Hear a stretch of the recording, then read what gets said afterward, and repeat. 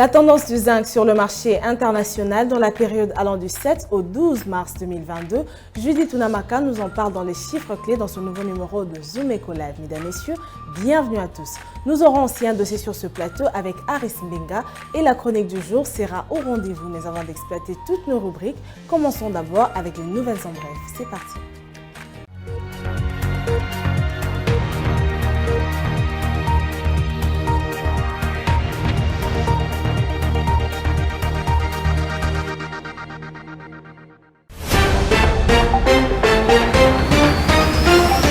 Débutons ces nouvelles en bref avec cette information. Le gouvernement de la République démocratique du Congo a payé pour l'année 2021 tous les salaires de diplomates congolais dans toutes les ambassades.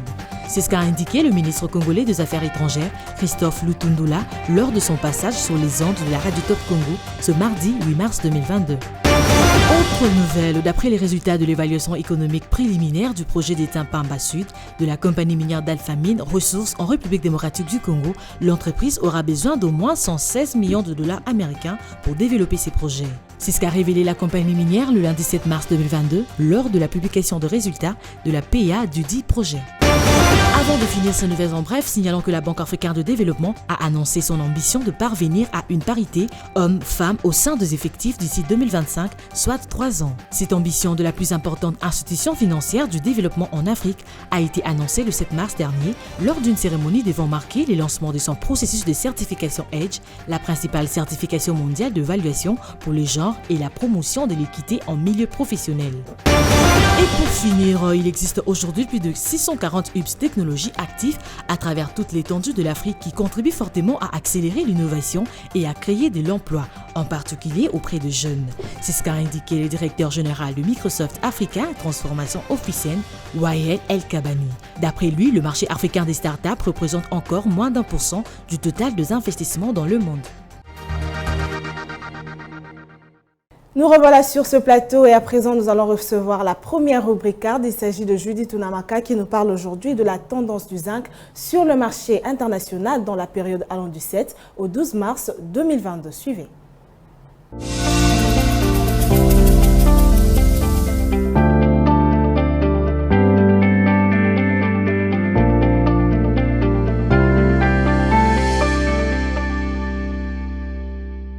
Judith, vous êtes déjà avec nous sur ce plateau. Unamaka, bienvenue. Merci Piombo. Alors, que devons-nous retenir actuellement sur le cours de change? Voilà, revenons une fois de plus sur le cours du marché officiel. Il reste stable jusqu'à présent, comme pour dire que $1 se négocie à 2000 francs congolais, un franc CFA se trafique toujours à 3,45 centimes et €1 se commerce à 2269 francs congolais.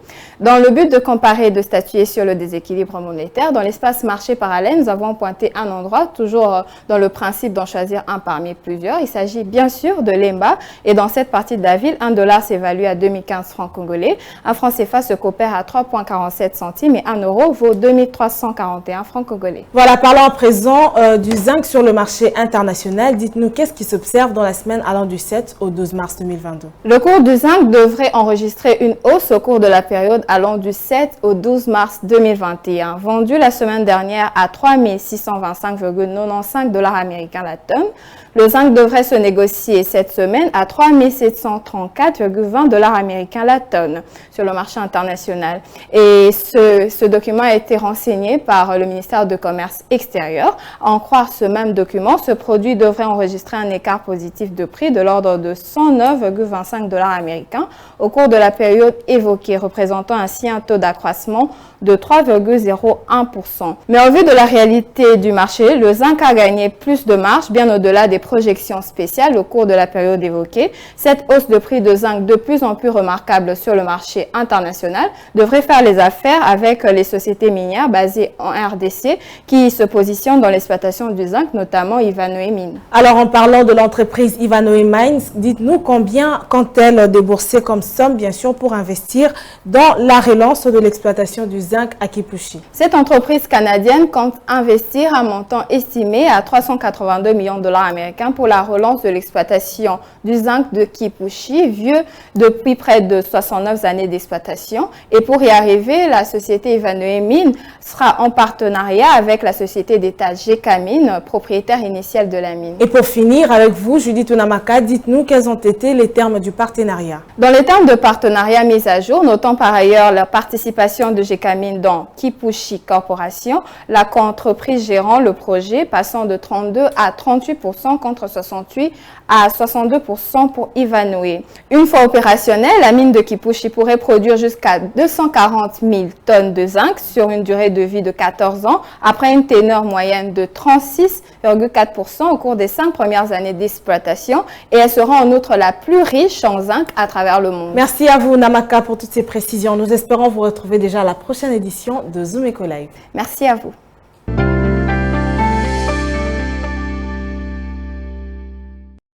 Et voilà, juste après, nous allons recevoir Aris Mbenga qui nous ramène un tout nouveau dossier pour ce nouveau numéro de Zoom Eco Live.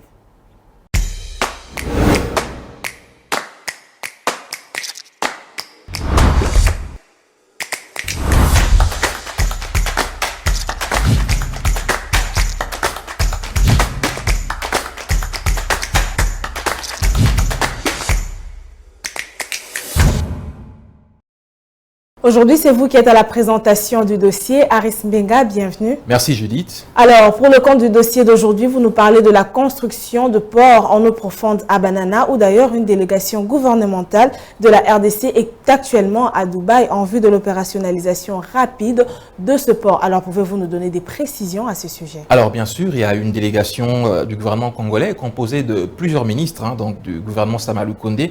On peut citer Alexis Guissaro des ITP ou encore le ministre Pius Mwabilou de l'urbanisme, Sakomi Molendo de l'affaire foncière et Didier Bidimbu des hydrocarbures qui se sont rendus aux Émirats Arabes Unis pour rencontrer les responsables de la société DP World, partenaire à la RDC dans la construction de cet ouvrage de ce port en eau profonde de Banana, où ils vont échanger autour des conditions suspensives en vue de l'opérationnalisation du port, de ce port en eau profonde de Banana. Alors, il faudrait noter que cette mission gouvernementale, qui s'est faite sous la coordination du Premier ministre Sama Lukonde, s'est effectuée quelques jours à peine après la pose de la pierre symbolique faite par le président de la République, qui manifeste de ce fait, en tout cas, sa volonté à l'opérationnalisation rapide de ce port en eau profonde de Banana. Alors, en se basant sur les termes du contrat, mais aussi sur les études réalisées par DP World, dites-nous qu'est-ce qui est prévu pour la première phase de ce projet en construction et ça prendra généralement combien de temps? Alors, suivant les termes de contrat qui lie la société des Émirats Arabes Unis, DP World, et le gouvernement congolais, alors on rapporte que la première phase du projet devrait contenir donc la construction d'un quai de 600 mètres et une plateforme de stockage de 25 hectares. Celle-ci aura une capacité annuelle de près de 300 000 containers, soit environ 1,3 million de tonnes de marchandises. La construction de cet ouvrage devrait donc durer 3 ans. Alors, donc, ce qui veut dire que ce projet s'achèvera aux alentours de 2025. Toujours suivant les travaux réalisés par la société DP World, quel sera donc le coût global des travaux, mais aussi quelles seront les charges réservées à cette société précitée? Je finirai en ajoutant que la construction de ce port en eau profonde faite par cette société DP World des Émirats Arabes Unis va de ce fait positionner la RDC davantage en termes de partenaire majeur des Émirats Arabes Unis. Merci encore à vous, Aris Mbenga, pour ce dossier. Merci Judith, c'était un plaisir. C'est désormais lui qui assurera les fonctions de responsable de l'Institut supérieur de commerce. Ce mercredi, Émile Ngoyi a officiellement pris les commandes et la cérémonie de remise et reprise a eu lieu devant plusieurs officiels, notamment les membres du cabinet du ministre de l'ESU. Suivez.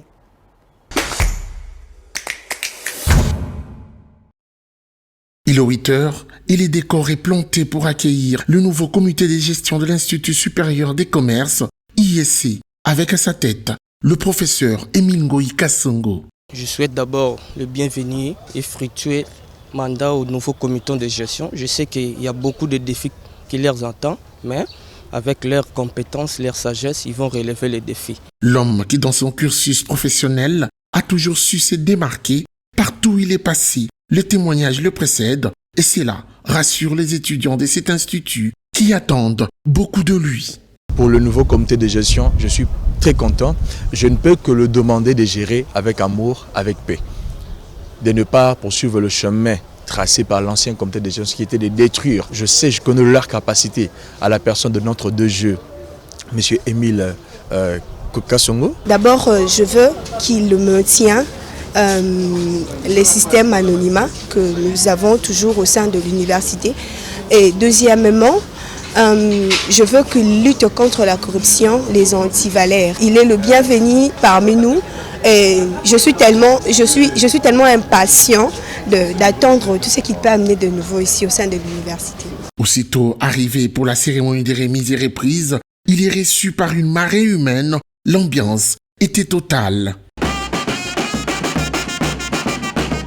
Chants, danses, cris de joie, le professeur Émile Ngoï Kasongo est reçu en père de famille, comme le démontrent ces images. Mes chers amis, nous aurons le temps de pouvoir échanger. Juste après, c'est le moment attendu qui se formalise, la remise et reprise.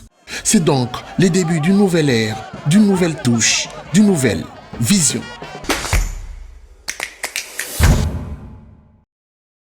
Une fois encore, nous allons vous proposer un extrait de Moi-ci, cette émission qui est tournée spécialement où les femmes s'expriment autour de différentes thématiques. Et aujourd'hui, il s'agira de Madame Patricia qui nous parle de l'apport des femmes dans la protection de l'environnement pour un avenir durable. Suivez.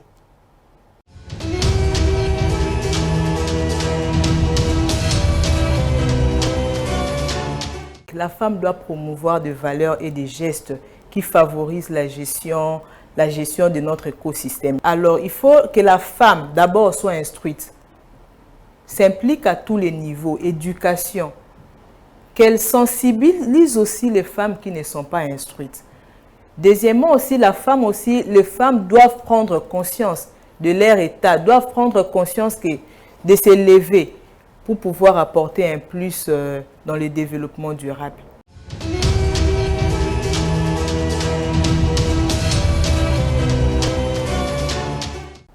Les nouvelles analyses, c'est toujours dans la chronique avec Patrick Bombouka. Suivez l'édito du jour.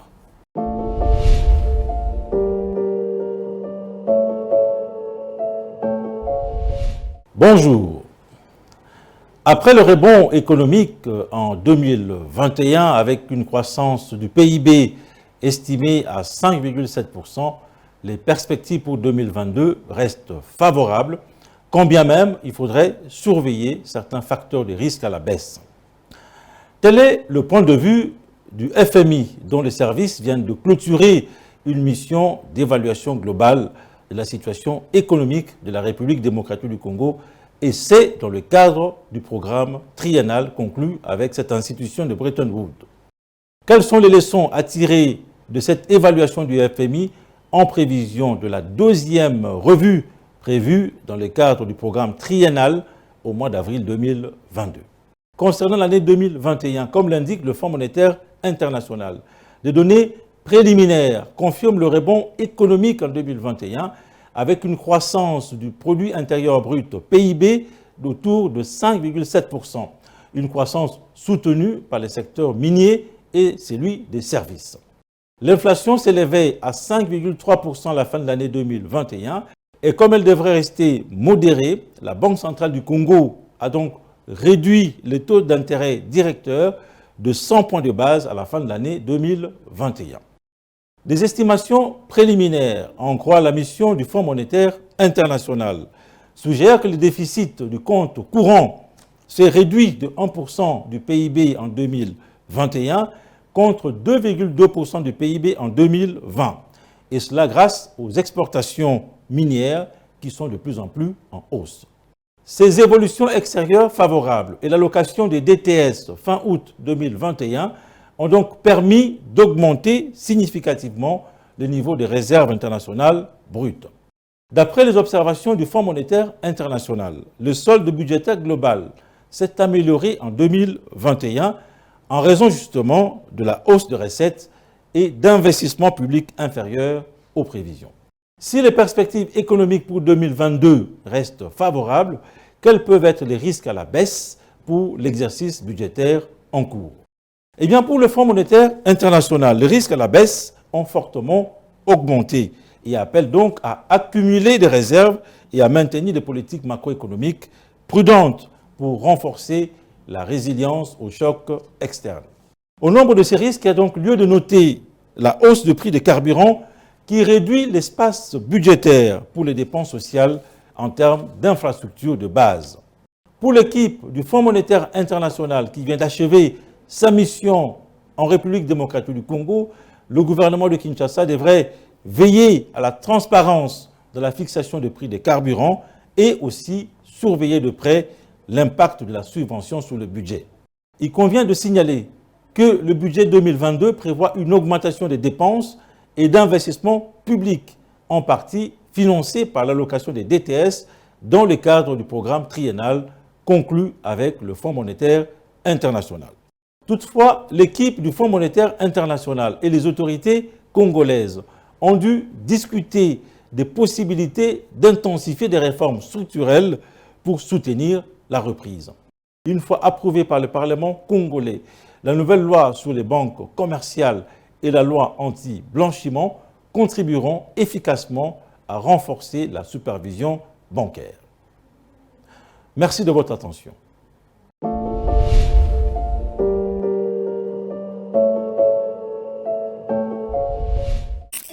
Suivez-moi tout le jour à travers Zoom Wende sur Zoom Eco Live.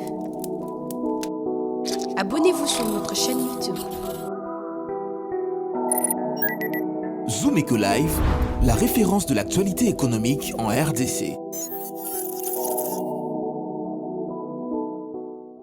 Passons à la prochaine rubrique, c'est Zoom Wende qui nous ramène les prix des différents produits retrouvés dans le marché congolais. Et aujourd'hui, Naomi Kandé nous a rapporté les prix des assiettes et couverts en porcelaine. Suivez le marché du jour.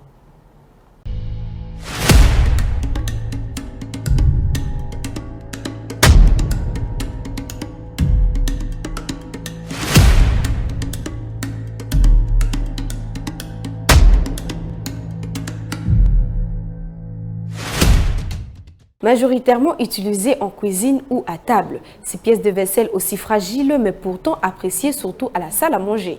Découvrons tous ensemble le prix des assiettes, des couverts et des casseroles en porcelaine. Le marché, c'est dans quelques instants. On commence avec une tasse à café qui coûte 3 000 francs. Une tasse vendue avec une cuillère se vend à 6 000 francs. Une tasse à café céramique, le prix est fixé à 5 000 francs la pièce. Pour le prix des assiettes, une assiette plate coûte 5 800 francs. Une assiette creuse, également appelée assiette à soupe, revient à 3 500 francs. Une assiette de présentation, également connue sous le nom de assiette de bienvenue, cela revient à 8 000 francs. Une assiette pour dessert se vend à 15 000 francs. Une assiette rectangulaire est destinée à contenir le plat duquel les convives se servent. Et cela revient à 9 000 francs. Une tasse pour enfants coûte 8 000 francs avec couvercle. Et sans couvercle se vend à 6 000 francs. Une carafe se vend à 10 500 francs. On retrouve aussi des chauffandises dans le marché de Kinshasa. Une chauffandise à 2 plats coûte 50 $. Celui à 3 plats revient à 70 $.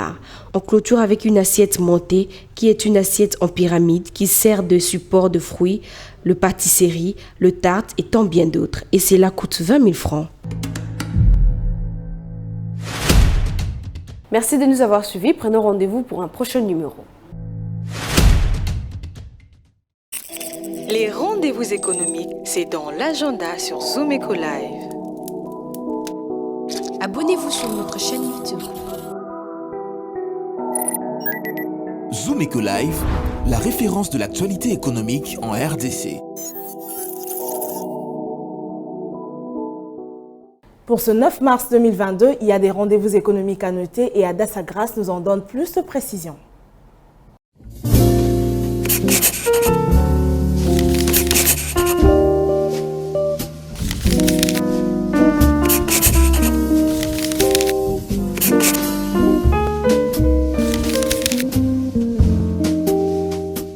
Bienvenue à l'agenda pour aujourd'hui. La 3e édition de la foire de femmes de médias a débuté ce mercredi 9 mars pour se clôturer le vendredi 11 mars prochain au chapiteau du collège Boboto à Kinshasa avec le thème « Promotion de l'autonomisation de la femme et du développement durable, un engagement pour la femme de médias ». Un nouveau rendez-vous à prendre avec UBA Inside qui poursuit avec Business Série et cette fois-ci avec un thème particulier, l'autonomisation financière de la femme congolaise. Prenons donc rendez-vous, c'est jeudi 10 mars 2022 à partir de 11h sous un format virtuel. Rappelons à présent à toutes les personnes désirant apprendre le métier de caissier de banque que Bantizu Academy commencera une nouvelle session caissier de banque du 15 au 18 mars prochain à Kinshasa, dès 188 avenue de l'Équateur, immeuble 5 à sec, de 9h à 11h pour la première vacation et de 16h à 18h pour ceux qui préfèrent la deuxième vacation. La participation se lève à $40. Et pour finir, la 4e édition du Forum annuel de femmes entrepreneurs débutera du 25 jusqu'au 26 mars 2022 de 9h à 18h à l'hôtel Rotana des 188 avenue de l'Ouganda à Kinshasa-Gombe et sera axé sur femmes entrepreneurs et les opportunités dans la transition écologique. Ces assises aura comme intervenants Madame Simone Gbagbo, Madame Gisèle Boussima, Madame Caroline Da Silva, Madame Jackie Apia et enfin Monsieur Al Kitenge. Merci de nous avoir suivis. Au revoir. Quelles sont les différentes réalités que vivent les commerçants congolais dans l'exercice de leur activité? Nous le découvrons dans cette rubrique Article 15. C'est parti. Débrouillard jamais, jamais, jamais. Débrouillard jamais, jamais, jamais. Débrouillard jamais.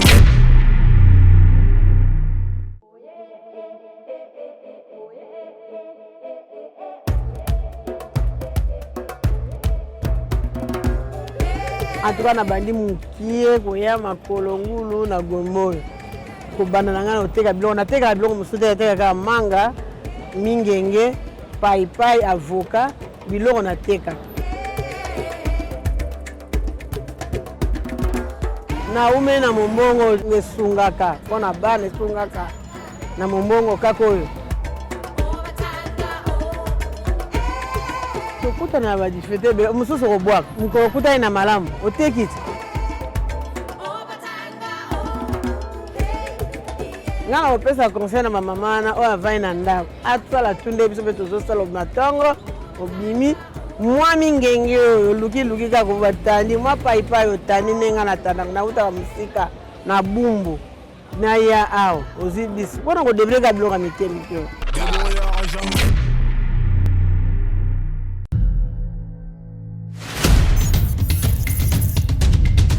Nous avons pris l'engagement de toujours vous servir en vous donnant l'essentiel de l'information économique en RDC. Mesdames, Messieurs, c'est un plaisir de vous recevoir chez vous. Le gouvernement congolais dirigé par le Premier ministre Jean-Michel Sama Lukonde n'est jure que par la réduction du train de vie des institutions. Merci à vous, Judith Piombo, pour ce dossier. Merci, Unamaka. Désormais, suivez-nous à 19h30 sur la RTNC du lundi au vendredi avec le même plaisir. Zumeko Live, la référence de l'actualité économique en RDC. Et c'est par ici que nous nous disons au revoir. Retrouvons-nous prochainement avec le même plaisir. Merci à vous de rester fidèles à Zumeko Live et merci de vous abonner à nos différentes chaînes.